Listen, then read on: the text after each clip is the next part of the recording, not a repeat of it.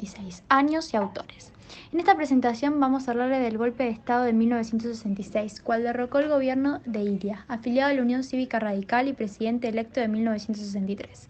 Los gestores de este derrocamiento cívico-militar fueron los militares: Juan Carlos Onganía, quien fue presidente entre 1966 y 1970, que reprimió y atacó a instituciones educativas y movimientos obreros; Marcelo Levingston, presidente desde 1970 hasta 1971, y Alejandro Lanús, presidente desde 1971 hasta 1973.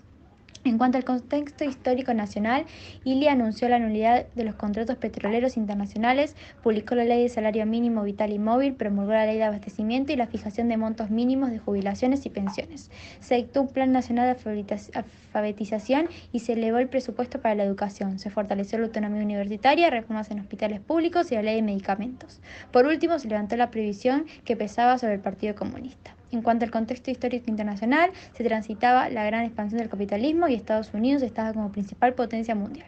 Europa Occidental y Japón estaban con altas tasas de crecimiento. Había un gran desarrollo industrial, desigualdades entre los países subdesarrollados del hemisferio sur. Apareció la economía mixta en busca del consenso social y político, el mercado común europeo.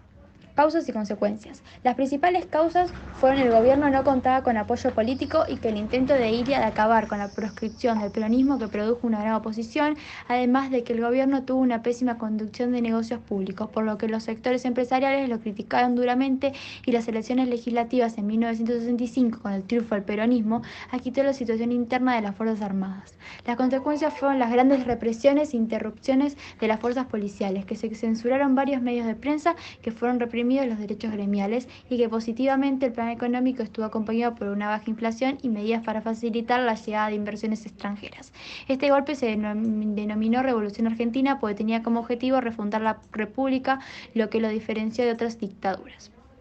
El golpe tuvo 3 gestiones, una de ellas conocida como el Onganiato, presidida por Onganía, quien fue la cabeza del golpe. Tuvieron que plasmarse en 3 tiempos para lograr una estabilidad y eliminar al rival. Tiempo económico, que buscaría destrabar el desarrollo industrial facilitando la acumulación de los sectores modernos, entonces construir un aparato productivo más eficiente, acabando la inflación y recurrentes ciclos depresivos. Tiempo social, que se buscaría redistribuir la riqueza superando el carácter regresivo e inevitable de la etapa anterior y eliminando los conflictos sociales; y el tiempo político, que se llegaría a la apertura democrática para la sociedad en el marco de un incógnito sistema institucional distinto al vigente hasta 1966, sin antinomias de peronistas versus antiperonistas. Durante el año 69, obreros y estudiantes disputaban manifestaciones en contra del régimen dictatorial que estaba al mando. Ocurrió durante el 29 y 30 de mayo, que el 30 de mayo se convocó una huelga general por parte de las 2 CGT. Córdoba tuvo la particularidad de estar en huelga durante 36 horas a partir de la idea de Agustín Tosco. Los estudiantes reclamaban frente a las universidades. En Corrientes hubo represiones policiales, dejando una víctima fatal, luego 2 en Rosario, durante las marchas del silencio. El transcurso del 29 de mayo, la Policía Provincial y Federal atacó a los manifestantes en puntos estratégicos para que no logren llegar al centro. Levantamientos opositores. Una de las huelgas más importantes fue el Rosariazo, donde las protestas no cesaron a pesar de la intervención del Ejército Nacional, que con la ayuda de la CGT se destacó el segundo Rosariazo. Participaron el 16 de septiembre de ese año estudiantes con el apoyo de vecinos y mayoría de los partidos políticos. También intervino la Unión Ferroviaria, y eso se le sumaron persecuciones de dirigentes y la reducción de sueldos y anulación de los convenios colectivos de trabajo para lograr el estallido en contra de las Fuerzas Armadas, dejando centenares de heridos y detenidos. Los Montoneros fue una organización guerrillera peronista que surgió entre 1965 y 1970. Esta llevó a cabo varios secuestros y asesinatos de dirigentes políticos y sindicales. La más importante fue la de Aramburu. El Estado autoritario tenía como objetivo restablecer un orden social y económico, ya que el anterior tuvo como producto una organización autónoma de la población y los trabajadores. Argentina, 1966 a 1976. Luego de un golpe de Estado, las universidades públicas argentinas estaba unida con la reforma universitaria.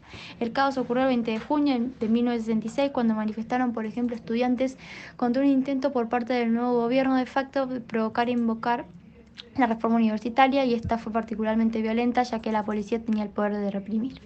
La figura de Alfonsín. Durante la dictadura, Raúl Alfonsín fue detenido por haber reabierto el comité de la provincia. A partir de la instalación de la Revolución Argentina, Alfonsín estrechó sus contactos con los sectores de centro-izquierda y comenzó a desarrollar un pensamiento socialdemócrata dentro del radicalismo que tendría un considerable impacto en la juventud.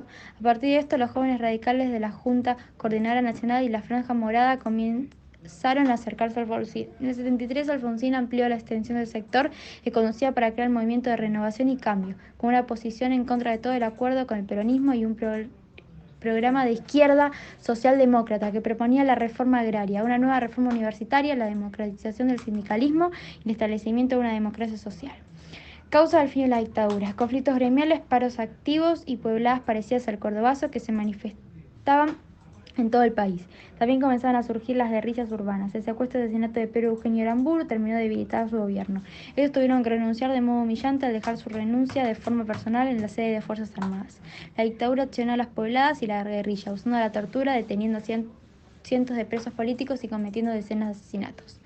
Transición a la democracia. Después de que Lanús humillara a Perón diciendo porque no le da el cuero, la juventud peronista le pidió a Perón que vuelva al país y hacer fracasar la dictadura.